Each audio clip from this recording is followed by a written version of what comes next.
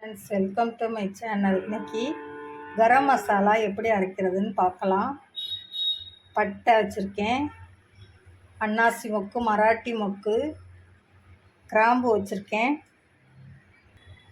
ஜாதி பத்திரி வச்சுருக்கேன், ஏலக்காய், மிளகு, கொஞ்சம் சீரகம், இது ஜாதிக்காய் வச்சுருக்கேன்.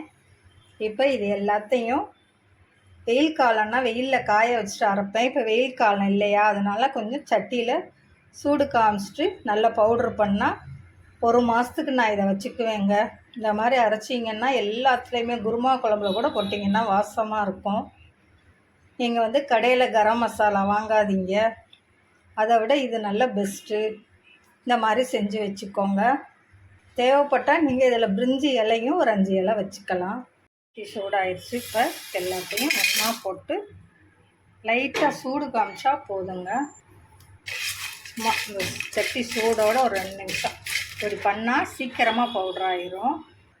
பவுட்ரு பண்ணிக்கலாம். எல்லாத்தையும் இப்போ ஜாரில் போட்டு இப்போ பவுட்ரு பண்ணிக்கலாம். பாருங்கள், அரைச்சிருக்கேன். இன்னுமே கொஞ்சம் கொரகொரப்பு இருக்குது, இன்னும் ஒரு ஒட்டு ஒட்டிக்கலாம். பாருங்கள், இப்போ நல்லா பவுட்ரு ஆயிடுச்சு. இப்போ ஒரு கிளாஸ் கண்டெய்னரில் ஸ்டோர் பண்ணி வச்சுக்கலாம். பாருங்கள், இதில் ஃபுல்லாக எடுத்து போட்டு வச்சிட்டோன்னா 1 மாதத்துக்கு தேவையானது எனக்கு கரெக்டாக இருக்குங்க. இது இந்த மாதிரி நீங்களும் செஞ்சு பாருங்கள். பிடிச்சிருந்தால் லைக் பண்ணுங்கள், ஷேர் பண்ணுங்கள், கமெண்ட் பண்ணுங்கள், சப்ஸ்கிரைப் பண்ணுங்கள். தேங்க்யூ.